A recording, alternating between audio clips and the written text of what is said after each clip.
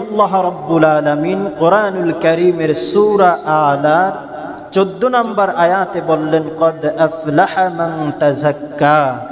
আল্লাহ রাব্বুল আলামিন বললেন, নিশ্চয়ই সফলতা লাভ করলো ওই ব্যক্তি যে ব্যক্তি তার হৃদয়কে পবিত্র করলো। সুবহানাল্লাহ। আরেকটু আওয়াজ করে পড়ুন সুবহানাল্লাহ। এরপরে আল্লাহ তাআলা বললেন, ওয়া যাকারা ইসমা রাব্বিহি, এবং ওই বান্দা তার হৃদয়কে পরিশুদ্ধ করবে, পবিত্র করবে এবং আল্লাহর নামের জিকির করবে। ফাসাল্লা, এবং আল্লাহর নামের শুধুমাত্র জিকিরই করবে না, এরপরে বান্দা নামাজ আদায় করবে। বলুন না সুবহানাল্লাহ। আল্লাহ তাআলা বললেন, আমার যে বান্দার মধ্যে এই গুণগুলো পাওয়া যাবে 100%, আমার ওই বান্দা 3টি কাজ করবে। 1 নম্বরে হৃদয়কে পরিশুদ্ধ করবে, 2 নম্বরে বান্দা আল্লাহর নামের জিকির করবে, 3 নম্বরে বান্দা সালাত আদায় করবে। 3টা কাজ করবে আর বান্দা একজন প্রকৃত, একজন পরিপূর্ণ সফলকাম বান্দায় পরিণত হবে। বলুন না সুবহানাল্লাহ। তাহলে কাজ কয়টা? সবাই বলেন নাই কয়টা? 3টা কাজ। আচ্ছা, দুনিয়ায় এমন কোনো মানুষ আছে যে সফলতা চায় না? কথা কয় না? আছে? এখানে কেউ বলতে পারবেন যে আমি সফল হতে চাই না? আছেন? নাই। যদি আমরা চিন্তা করি, যে ব্যক্তি রাজনীতিবিদ তিনি তার রাজনীতিতে সফল কাম হতে চায়, যে ব্যক্তি ব্যবসায়িক তিনি তার ব্যবসায় সফল কাম হতে চায়, যে ব্যক্তি কৃষি কাজ করে তিনি তার ফসলের মাধ্যমে সফলতা লাভ করতে চায়। আর মানুষ তো সফলতা লাভ করতে চাই, শুধু মানুষই না, ইতর যত প্রাণী আছে ওই প্রাণীগুলোও সফলতা লাভ করতে চায়। কিভাবে? মনে করেন একটি বিড়াল গাছে উঠতে চায়, প্রথমবারই কি সে গাছে উঠতে পারে? একবার না, 2 বার না, 10 বার চেষ্টা করে, এরপরে সে সফলতা লাভ করে। উঠতে পারে কি পারে না? পারে। ঠিক তেমনি ভাবে আপনি যদি বাবুই পাখির দিকে একটু লক্ষ্য করেন, তাল গাছে বাবুই পাখি বাসা বাঁধে না? চিনেন আপনারা? বাবুই পাখি যে বাসা বাঁধে, এই যে বাবুই পাখি তাল গাছে বাসা বাঁধলো, ওই বাবুই পাখি সফল কিনা? কারণ দুনিয়ায় আমরা যারা ঘর বাড়ি বানাই, বন্যা হলে, বৃষ্টি হলে, বাতাসে আমাদের ঘর বাড়ির চাল উড়িয়ে নিয়ে যায়, কিন্তু বাবুই পাখির ঘর ভাঙা তো দূরের কথা, ওই ঘরের মধ্যে একটি ডিম পর্যন্ত ভাঙে না। বলুন না সুবহানাল্লাহ। তাহলে যে যে দিকেই থাকুক না কেন, সে তার দিক থেকেই কি হতে চায়? সবাই বলেন, কি হতে চায়? সফল কাম হতে চায়। আপনি যদি ছোট্ট একটি মৌমাছির দিকে তাকান, একটি মৌমাছি হাজারি রঙের ফুল সংগ্রহ করে মানুষের জন্য খাদ্য জমা করে দেয়, কিন্তু আপনি যদি একটু লক্ষ্য করে দেখেন, দুনিয়ার যত কেমিস্ট্রি আছে, দুনিয়ার যত রসায়ন আছে, এই সব কিছু মিলে ওই মৌমাছির মধুর ন্যায় 1 ফোঁটা মধু কেউ বানাতে পারবে না। বলুন না ঠিক কিনা? এজন্য মানুষ হচ্ছে আশরাফুল মাখলুকাত, অবশ্যই সফলতা চায়, কিন্তু আধুনিক অধিক মানুষই জানে না সফলতা কোন পথে, সফলতা কোন পথে, সফলতা কোন মতে, এটা অধিক মানুষই জানে না। কোন পথে গেলে আপনি সফল হবেন, কোন মত গ্রহণ করলে আপনি সফল হতে পারবেন, এটা নির্ধারণ করে দিয়েছেন কে? আরো জোরে বলুন, কে? আল্লাহ। এজন্য আপনি যতই চেষ্টা করেন না কেন, আপনি জানেন না, কিন্তু আল্লাহ তাআলা আপনার জন্য, আমার জন্য সফলতার পথ, সফলতার রাস্তাটাও পর্যন্ত দেখিয়ে দিয়েছেন। বলুন না সুবহানাল্লাহ। রব্বুল আলামিন কোরআনুল কারীমের সূরা ইনসানের 2 এবং 3 নম্বর আয়াতে বলেন, ইন্না খালাকনাল ইনসানা মিন নুতফাতিন আমশাজ নাবতালিহি ফাজআলনাহু সামিআম বাসীরা। ইন্না হাদাইনাহুস সাবিলা ইম্মা শাকিরাও ওয়া ইম্মা কাফুরা। জোরে পড়ুন আল্লাহু আকবার। রব্বুল আলামিন কোরআনুল কারীমে বলে দিয়েছেন, আমি আল্লাহ রব্বুল আলামিন মানুষকে তার পিতা এবং তার মাতার বীর্যের মিশ্রণের মাধ্যমে তৈরি করেছি। দুনিয়ার যত মানুষ আছে প্রত্যেক মানুষকে আমি তার পিতা মাতার মাধ্যমে তৈরি করেছি, সৃষ্টি করেছি। আল্লাহ তাআলা এবার বললেন, আমি মানুষকে চক্ষুষ্মান জ্ঞান দিয়েছি, আমি মানুষকে শ্রবণ শক্তিও দান করলাম, আমি মানুষকে নাজাতের পথ দেখিয়ে দিয়েছি। আল্লাহ রাব্বুল আলামিন বললেন, কোন পথে গেলে একজন মানুষ সফল কাম হতে পারবে, কোন মত গ্রহণ করলে একজন মানুষ আমি আল্লাহ তাআলার প্রিয় একজন বান্দা হতে পারবে, আমি আল্লাহ তাআলা এই নাজাতের পথটাও দেখিয়ে দিয়েছি। বলুন না সুবহানাল্লাহ। আর যারা আমার প্রিয় বান্দা, যারা আমার প্রিয় বান্দা, যারা আমার প্রিয় বান্দা, তারা আমার ওই দেখানো পথ মত গ্রহণ করবে। বলুন না সুবহানাল্লাহ। এরপরে আল্লাহ রাব্বুল আলামিন বললেন, আমার একদল বান্দা আছে, আমি আল্লাহ রাব্বুল আলামিনের দেখানো পথ অনুসরণ করবে, আমি আল্লাহ তাআলার দেখানো মত অনুসরণ করবে। কিন্তু একদল বান্দা এমন হবে যারা আমার হেদায়েতের রাস্তা থেকে বিচ্যুত হয়ে তারা পোড়া কপাল হয়ে যাবে। তাহলে সফলতার পথ দেখিয়েছেন কে? আরো আস্তে কোন দেখিয়েছেন কে? আল্লাহ। সফলতার পথ নির্ধারণ করেছেন একমাত্র রব্বুল আলামিন। এজন্যই আল্লাহ তাআলা সূরা আলায় বললেন, কদ আফলাহা মান তাযাক্কা, সফল কাম হচ্ছে আমার ওই বান্দা, সফলতা লাভ করলো আমার ওই বান্দা যে বান্দা তার হৃদয়কে পরিশুদ্ধ করলো, যে বান্দা তার হৃদয়কে পবিত্র করলো। বলুন না সুবহানাল্লাহ। আর যে বান্দা তার হৃদয়কে পবিত্র করবে, হৃদয়ে আত্মশুদ্ধি অর্জন করবে, আমার ওই বান্দা একজন সফল কাম বান্দায় পরিণত হবে। চিল্লায়া বলেন সুবহানাল্লাহ। আরেকটা আওয়াজ করে বলেন সুবহানাল্লাহ। আপনার হৃদয়টাকে আপনি কিভাবে পরিশুদ্ধ করবেন জানার দরকার আছে না নাই? আছে। আমরা তিনজন মুফাসসির থেকে জানবো তাদের কি মতামত, কিভাবে একজন সফলকাম বান্দা তার হৃদয়টাকে পরিশুদ্ধ করবে, তার হৃদয়টাকে পবিত্র করবে। বলুন না সুবহানাল্লাহ। আল্লামা জালালউদ্দিন সুয়ুতি রাহমাতুল্লাহি আলাইহি এই আয়াতের তাফসীর করতে গিয়ে লেখেন, কদ আফলাহা মান তাযাক্কা আই তাহহারা কলবাহু বিল ঈমান। বলুন আল্লাহু আকবার। আল্লামা জালালউদ্দিন সুয়ুতি রাহমাতুল্লাহি আলাইহি বললেন, সফলতা লাভ করলো সেই ব্যক্তি যে ব্যক্তি ঈমানের নূর দিয়া তার অন্তরটাকে ভরে রেখেছে। বলুন না সুবহানাল্লাহ। তাহলে ঈমানের নূর যে ব্যক্তির হৃদয়ের মধ্যে আছে ওই ব্যক্তি সফল কাম। বলুন না সুবহানাল্লাহ। বিশ্ববরণ্য আরেকজন মুফাসসির আল্লামা হাফেজ ইবনে কাসির রাহমাতুল্লাহি আলাইহি এই আয়াতের ব্যাখ্যা করতে গিয়ে তিনি কোট করেছেন, কদ আফলাহা মান তাযাক্কা আই তাহহারা কলবাহু মিনাশ শিরকি ওয়াল কুফরি ওয়াল দানাস। আল্লামা ইবনে কাসির রাহমাতুল্লাহি আলাইহি বললেন, দুনিয়ায় ওই ব্যক্তি সফলতা লাভ করলো যে ব্যক্তি তার হৃদয়টাকে শিরিক মুক্ত করলো, যে ব্যক্তি তার হৃদয়টাকে কুফর মুক্ত করলো, যে ব্যক্তি তার হৃদয় থেকে বাতিল আকীদা থেকে তার হৃদয়টাকে মুক্ত করলো, ওই ব্যক্তির হৃদয়টা, ওই ব্যক্তির অন্তরটা একটি পবিত্র অন্তর। বলুন না সুবহানাল্লাহ। আরেকজন মুফাসসির ফখরুদ্দিন রাজি রাহমাতুল্লাহি আলাইহি তার তাফসীরে মাফাতিহুল গায়বের মধ্যে তিনি কোট করে দিয়েছেন, তিনি বলেন, আল্লাহ তাআলা বলেছেন, কদ আফলাহা মান তাযাক্কা। এই আয়াতের তাফসীর করতে গিয়ে আল্লামা ফখরুদ্দিন রাজি রাহমাতুল্লাহি আলাইহি বললেন, ইন্না মুরাতিবা আমালিল মুকাল্লাফি ফি সালাসা। বান্দার আমলের তিনটি স্তর রয়েছে। কয়টি স্তর? আরেকটু আস্তে কোন, কয়টি?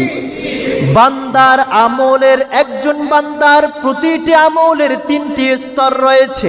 ফখরুদ্দিন রাজি রহমাতুল্লাহি আলাইহি বললেন, এই যে আমলগুলোর প্রথম স্তর হচ্ছে ওই ব্যক্তি সফল কাম, যে ব্যক্তি তার হৃদয় থেকে, অন্তর থেকে কুফর, শিরক এবং বাতিল আকীদাগুলো মুক্ত রেখেছে, ওই ব্যক্তির অন্তরটা হচ্ছে একটি পরিশুদ্ধ পবিত্র আত্মা। আর যে ব্যক্তির আত্মাটা পবিত্র, আল্লাহ তাআলার কাছে ওই ব্যক্তি একজন সফল কাম বান্দা। বলুন না সুবহানাল্লাহ। তাহলে তিনজন মুফাসসিরিনের মত আমরা জানলাম, তিনজনারই একমত, যে ব্যক্তি শিরক, কুফর এবং বাতিল আকীদা থেকে তার হৃদয়টাকে মুক্ত রাখলো, তার হৃদয়টাকে হেফাজত রাখলো, ওই ব্যক্তির অন্তরটা হচ্ছে একটা পবিত্র আত্মা। বলুন না সুবহানাল্লাহ।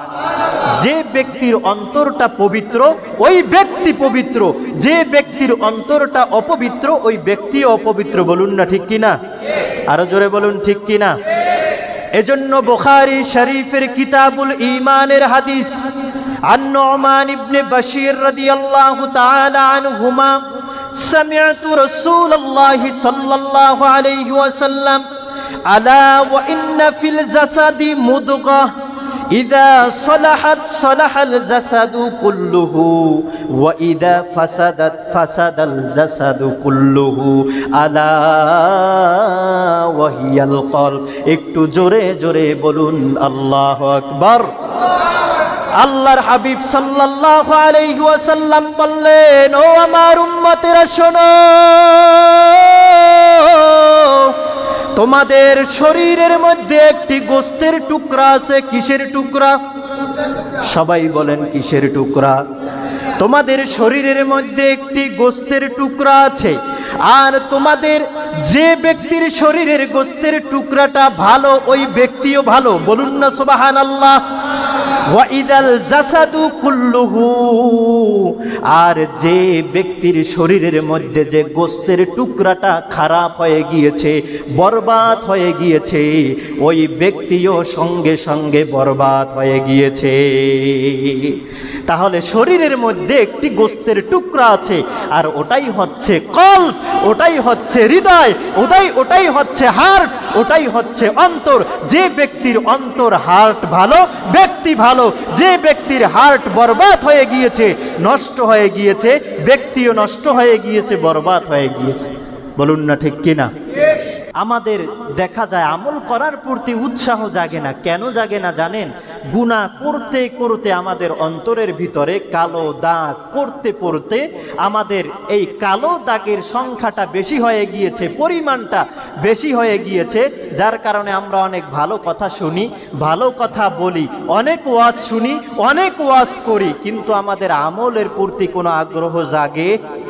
কথা বলে না, জাগে না। এজন্য আমার প্রিয় ভাইয়েরা, তাহলে এই যে হার্ট, একটি বাচ্চা যখন মায়ের পেটের মধ্যে থাকে, 4 মাস যখন বাচ্চার বয়স হয়, তখন থেকে ওই বাচ্চার হার্ট চলা শুরু করে। বলুন না সুবহানাল্লাহ। আর মিনিটে এই হার্ট 72 বার কাঁপে। সুবহানাল্লাহ। এজন্য আমার প্রিয় ভাইয়েরা, তাহলে আমাদের হার্টকে আমাদের পবিত্র করতে হবে, পরিশুদ্ধ করতে হবে। যদি আমরা পারি তাহলে আমরা কি হতে পারবো? সফল কাম একজন বান্দা হতে পারবো। এজন্য এই হার্ট হচ্ছে রাজধানীর মতো। শয়তান কিন্তু কোনো ব্যক্তির চোখ দখল করে না, শয়তান কিন্তু কোনো ব্যক্তির নাক দখল করে না, শয়তান রাজধানী দখল করে। আল্লাহর হাবিব বলেছেন মিশকাতের হাদিস, আশ-শাইতানু জাসিমুন আলা কলবি ইবনে আদম ফাইদা যাকারাল্লাহু খনাসা ওয়া ইদা গফালা ওয়াসওয়াসা। আল্লাহর হাবিব বলল, শয়তান কোনো ব্যক্তির কানে গিয়ে বাসা বাঁধে না, শয়তান কোনো ব্যক্তির চোখে গিয়ে বাসা বাঁধে না, দখল করে না। আল্লাহর হাবিব বলল, যে ব্যক্তি জিকির করে শয়তান ওই ব্যক্তি থেকে পালিয়ে যায়, আর যে ব্যক্তি জিকির করা থেকে দূরে থাকে ওই ব্যক্তির কান চোখ দখল করে না, শয়তান ওই ব্যক্তির কলব, শয়তান ওই ব্যক্তির অন্তরটা গিয়ে দখল করে। বলুন না ঠিক কিনা? আর একটু জোরে বলুন ঠিক কিনা? এজন্যই আল্লাহ তাআলা বলেছেন, বান্দা কদ আফলাহা মান তাযাক্কা, সফল কাম হতে চাও, আমি আল্লাহর প্রিয় বান্দা হতে চাও, তুমি তোমার হৃদয়টাকে পবিত্র করো, তুমি তোমার হৃদয়টাকে পরিশুদ্ধ করো, তুমি আল্লাহর একজন সফল কাম বান্দা হবে। বলুন না সুবহানাল্লাহ। আর উম্মতে মুহাম্মাদিকে আল্লাহ তাআলা কেমন সৌভাগ্যবান বানিয়েছেন, আল্লাহর হাবিব বললেন বুখারীর হাদিস, সুবহানাল্লাহ, ইন্নাল মুমিনা লা ইয়ানজুসু হাইয়ান ওয়ালা মাইয়িতান। উম্মতে মুহাম্মাদির মুমিন বান্দাগুলো, আমার মুমিন উম্মতগুলো জীবিত থাকা অবস্থায় যেমন ভাবে পবিত্র, আমার উম্মতগুলো মৃত্যুর পরও তারা পবিত্র। আওয়াজ করে বলুন সুবহানাল্লাহ। আর একটু আওয়াজ করে বলুন সুবহানাল্লাহ। কিয়ামতের ময়দানে আপনার ধন সম্পদ কোনো কাজে লাগবে? আরো আস্তে কন, লাগবে? আপনাদের তা লাগবে? কিয়ামতের ময়দানে আপনার পাওয়ার, আপনার ক্ষমতা কোনো কাজে লাগবে? কিয়ামতের ময়দানে আপনার সন্তান সন্ততি কোনো কাজে লাগবে? কোনো কিচ্ছু আপনার কাজে লাগবে না। প্রশান্ত একটি হৃদয়, পবিত্র একটি কল্প নিয়ে আল্লাহর সামনে উপস্থিত হন, আল্লাহ তাআলা আপনাকে সফল কাম বান্দা বানিয়ে দিবেন। বলুন না সুবহানাল্লাহ। একটি হাদিস আপনাদেরকে শোনাই। আল্লামা ইবনে হিশাম রহমাতুল্লাহি আলাইহি সিরাত ইবনে হিশামের মধ্যে নকল করেছেন, মক্কা মুকাররমা যখন বিজয় হয়ে গেল, মানুষ যখন আল্লাহর হাবিবের কদম মোবারকের সামনে এসে দলে দলে ইসলাম গ্রহণ করতে লাগলো, সব মানুষ যখন আল্লাহর হাবিবের কাছে এসে ঈমান গ্রহণ করে মুসলমান হতে শুরু করলো, তখন উহুদ যুদ্ধে আল্লাহর হাবিবের চাচা আমিরে হামজাকে যে ওয়াহশী শহীদ করেছিল, ওই ওয়াহশী তখন পালিয়ে যাচ্ছে। লোকজন তখন ওয়াহশীকে দেখে বলল, ওয়াহশী রে, আইনা তুরিদু, তুমি কোথায় পালিয়ে যাচ্ছ? ওয়াহশী সঙ্গে সঙ্গে লোকজনকে লক্ষ্য করে বলল, এই মক্কার জমিনে আল্লাহর হাবিব সাল্লাল্লাহু আলাইহি ওয়াসাল্লাম সবাইকে মাফ করে দিচ্ছেন, সকলকে মাফ করে দিচ্ছেন, আমার এখানে থাকার আর কোনো অধিকার নাই, আমি তো কোনো দিন আর ক্ষমা পাবো না। এর কারণটা কি? আমি কোনোদিন আর কেন ক্ষমা পাবো না? সবাই গিয়েছে উহুদের প্রান্তরে যুদ্ধ করার জন্য, কিন্তু আমি ওয়াহশী উহুদের প্রান্তরে যুদ্ধ করার জন্য যাই নাই, আমি ভাড়াটিয়া একজন খুনি হিসাবে আল্লাহর হাবিবের চাচা আমিরে হামজাকে শাহাদত করার জন্য আমি ওই উহুদের ময়দানে গিয়েছি। সিরাতের কিতাব সাক্ষ্য দেয়, আল্লাহর হাবিব সাল্লাল্লাহু আলাইহি ওয়াসাল্লামের চাচা আমিরে হামজার সিনায় যখন ওয়াহশী বর্ষা নিক্ষেপ করে দিল, আল্লাহর হাবিবের চাচা আমিরে হামজা যখন ওই বর্ষার নিক্ষেপ খেয়ে তিনি উহুদের ময়দানে লুটিয়ে পড়ল, আবু জেহেলের নষ্টা স্ত্রী তিনি ওই আমিরে হামজার বক্ষ বিদরণ করে ফেলল। বক্ষ বিদরণ করে আমিরে হামজার কলিজাটা আস্তা বের করে কাঁচা চিবাতে লাগলো, এবং এই কান এবং নাকগুলো তিনি কেটে গলার মালা বানিয়ে তারা আনন্দ করা শুরু করলো, উল্লাস করা শুরু করে দিল। আল্লাহর হাবিবের ভাষ্যমতে হাদিস সাক্ষ্য দেয়, আল্লাহর হাবিবের দান্দান মোবারক উহুদের ময়দানে শহীদ হয়েছে, কিন্তু আল্লাহর হাবিব তার দান্দান মোবারক শহীদ হওয়ার পর এতটা কষ্ট পায় নাই, এতটা কষ্ট পায় নাই যতটা তিনি কষ্ট পেয়েছেন ওই উহুদের প্রান্তরে তার চাচা আমিরে হামজার শাহাদতের দৃশ্য দেখে তিনি যতটা কষ্ট পেয়েছেন। বলুন না সুবহানাল্লাহ। ওয়াহশী পালিয়ে যাচ্ছে, লোকজন বলল, কোথায় যাও? ওয়াহশী বলল, আমার তো এখানে থাকার কোনো অধিকার নাই, আমার তো ক্ষমা পাওয়ার যোগ্য আমি না, আমি তো যুদ্ধ করতে যাই নাই, হত্যা করতে গিয়েছি। লোকজন বলল, ওয়াহশী রে, একটিবারের জন্য রহমাতুল লিল আলামিন নবী কামলিওয়ালার কদম মোবারকে যাও, তোমাকে তোমার মতো ওয়াহশীকে ক্ষমা করার জন্য আল্লাহর হাবিবের বিন্দু পরিমাণ কোনো সময় লাগবে না। আওয়াজ করে বলুন সুবহানাল্লাহ। আরেকটু আওয়াজ করে বলুন সুবহানাল্লাহ। ওয়াহশী এই কথা শোনার পরে রাসূলুল্লাহর কদম মোবারকের সামনে এসে দাঁড়ালো। রাসূলুল্লাহ সঙ্গে সঙ্গে জিজ্ঞেস করলো, তুমি কে? ওয়াহশী জবাব দিল, আমি ওয়াহশী। আল্লাহর হাবিব বলল, তুমি কোন ওয়াহশী? সে বলল, আপনার চাচার হত্যাকারী। আল্লাহর হাবিব বলল, তুমি আমার কাছে কেন এসেছো? ওয়াহশী বলল, ইয়া রাসূলুল্লাহ, ইয়া হাবিবাল্লাহ, আমি আপনার কাছে ক্ষমা চাওয়ার জন্য, ইসলাম গ্রহণ করে ঈমান আনার জন্য আপনার কাছে এসেছি। চিল্লায়া কোন সুবহানাল্লাহ। আরেকটু আওয়াজ দিয়ে বলুন সুবহানাল্লাহ। আল্লাহর হাবিব বলল, ওয়াহশী রে, আমি চেয়েছি তুমি আমার পাশে এসে আর কখনো না দাঁড়াও। আমি রাসূলুল্লাহ এটাই চেয়েছি, কিন্তু তুমি যখন আমার পাশে এসে দাঁড়িয়ে গিয়েছো, ওয়াহশী রে, ওয়াহশী রে, তোমাকে ক্ষমা করে দেয়া হয়েছে। যাও যাও যাও, আল্লাহ তাআলার দ্বীনের দরজা তোমার জন্য খোলা আছে। বলুন না সুবহানাল্লাহ। এই কথা আল্লাহর হাবিব যখন ঘোষণা দিলেন, ওয়াহশী সঙ্গে সঙ্গে বলল, ইয়া রাসূলুল্লাহ, ইয়া হাবিবাল্লাহ, নবী গো, নবী গো, আমি একটি শর্তে ঈমান আনতে পারি। এই শর্তটি না মানা পর্যন্ত আমি ওয়াহশী ঈমান আনবো না।